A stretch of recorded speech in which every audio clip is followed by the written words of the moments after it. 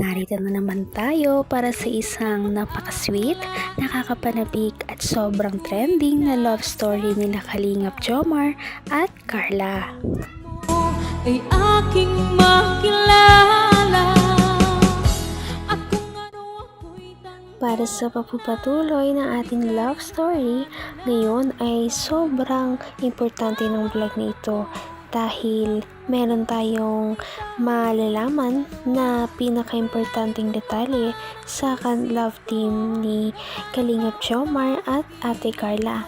Dahil ngayon ay kanilang mansari na naman at nagkita na naman sila ngayong araw at sa kanilang pag-uusap at syempre natural na pag-usapan na naman nila ang mga bagay-bagay sa kanilang buhay, ngunit meron silang na-share na hindi nila sinasadyang i-share sa ating mga viewers nila. Ano kaya ang kanilang tinatago? At malalaman na rin natin ito sa video na ito.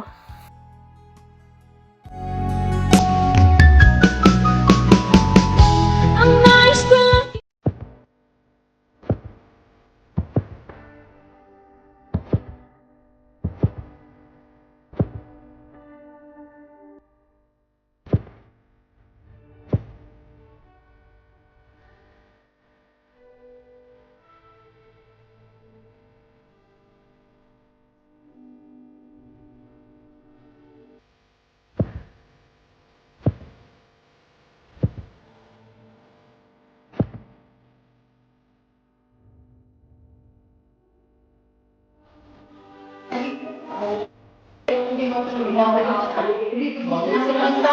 Hi, babe!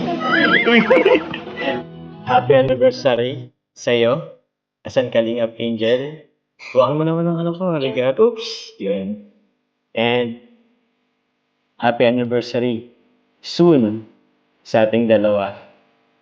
Thank you. Thank you, Papa John. Papa Jones!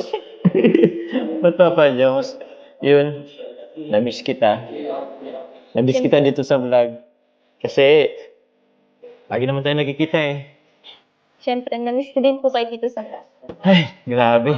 Ang formal-formal naman natin. Hindi naman tayo ganito pag tayo lang eh. Ito pong maingay. Hindi makarinig. So, Ikaw po, Ha? kamusta ka na? Kamusta na yung pabahay mo? pabahay. Kung ano ako'y tanggap mo na, hindi ka rin nag-aalilangan pa. Ayun naman pala, kapag hindi daw nagpa-vlog ang Kalingap team ay nagkikita pala ang dalawang ito.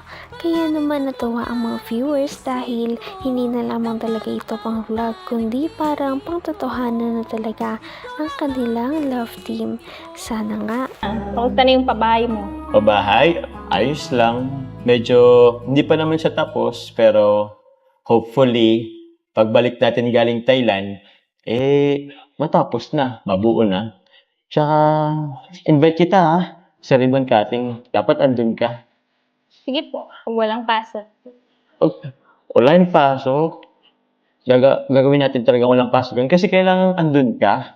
Dapat andun ka sa ribbon cutting. Kasi achievement ko rin yun eh. Achievement natin talaga actually. So first pabahay ko yun. Dito sa Team Kalingap. So laking achievement yun. Kaya dapat talaga andun ka.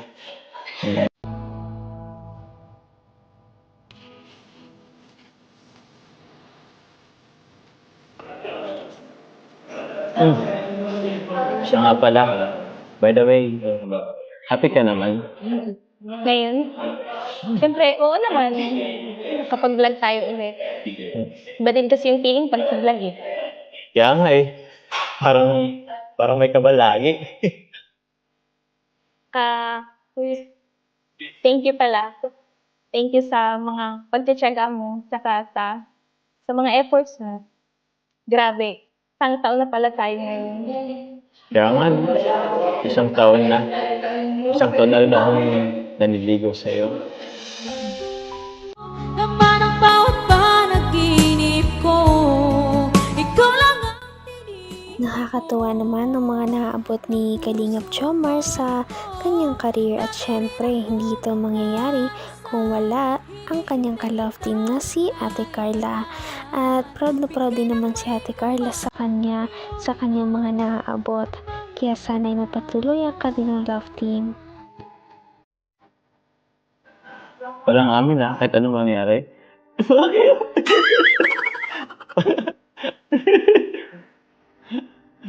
Hayaan mo lang sila. Basta, masaya tayo. Okay?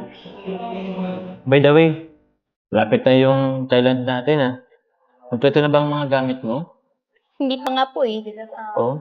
Bibili po sana ako mamaya. Pwede Mamaya? po, samahan mo po ako. Sige. Anong bibilin mo mamaya? Bili po ako ng maleta po. Maleta. Di ba may ginamit ka na dati? Maliit lang po yun. Maliit lang yun. Kailan po yung mas malaki? Sa bagay. Pangit naman kung pagbibit-bit ka nun, ang laki-laki. Magtatensi ka. Sabay, andyan naman si Coffee malaki naman yung space na ni Coffee. Sige, samahan kita. Ano pa ba? Meron pa ba? Yun lang naman. May ibang gamit naman. May ibang gamit naman. Pwede ba kasi, di ka pa kasi nakasakay sa sa motor, kay Choco. Balak ko sanang bilan ka rin ng helmet. May helmet ka ba? Wala. Wala. Samahan mo na rin ako. Sabay na tayong bibili. Okay? Bilan kita ng maleta. Sasamahan pala. Tapos bilan kita ng helmet. Okay? Saan pa ba? Mga damit meron. Hanggang wakas ay tayo ng dalawa. Palagi kang naman ang isip. Dito natin makikita na talagang komportable na sila sa isa't isa. Isasama pa ni Ate Carla si Kalingap Jomar sa pagbili ng kanyang maleta at ganun din naman si Kalingap Jomar kay Ate Carla.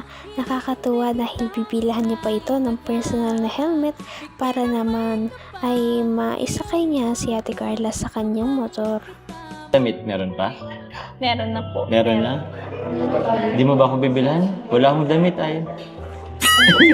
Dami-dami mo po damit. Gusto ko naman galing sa'yo. Okay lang. Hindi, meron pa pala akong mga ibibigay sa'yo. Kaso andun sa sasakyan kay Coffee. Bigay ko na lang sa'yo mamaya. So ayun mga kalingap, and ayun pala may nagpapabigay po pala dito. From Tita Connie Sanchez, thank you so much po sa inyo. Ito po sa Cruise Dining sa Thailand po, travel namin sa Thailand. So malapit na po yun, baka magkita-kita po tayo dyan, mga viewers in Thailand. Yan, baka lang po.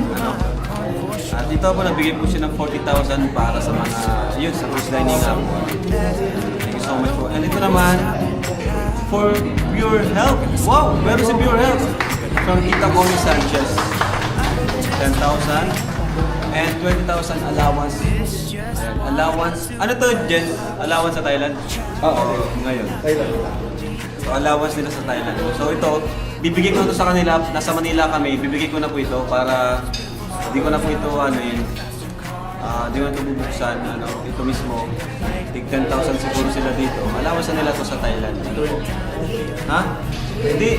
20K ba ka to? Wala man, 10K yung tig 20,000 daw po silang dalawa. Grabe! Paangat na talaga ng paangat ang kanilang love team. Hindi na talaga tayo makapaghintay kung gaano pa kadami ang mga blessings na darating sa kanila dahil deserve din naman talaga nila ito. Sa ngayon ay abangan natin ang kanilang pagpunta sa Thailand dahil nalalapit na ito. Panigurado na marami na namang mga revelasyon ang marireveal sa kanilang trip. Patindi na ng patindi ang mga pangyayari sa kanilang love story. Kaya naman sobrang dami talaga ang kinikilig sa kanilang love story at palaging nag-aabang. Kaya naman sana ay magkatuluyan din ang dalawang ito, si Ate Carla at Kalingap Jomar. Sana din ay patuloy natin silang subaybayan at suportahan para magpatuloy pa ang kanilang love team. Paniguradong hindi lamang ito ang ating aabangan dahil marami pang mga susunod na kilig moments na mangyayari sa kanilang dalawa. Yun lamang at maraming salamat sa pananood. Bye!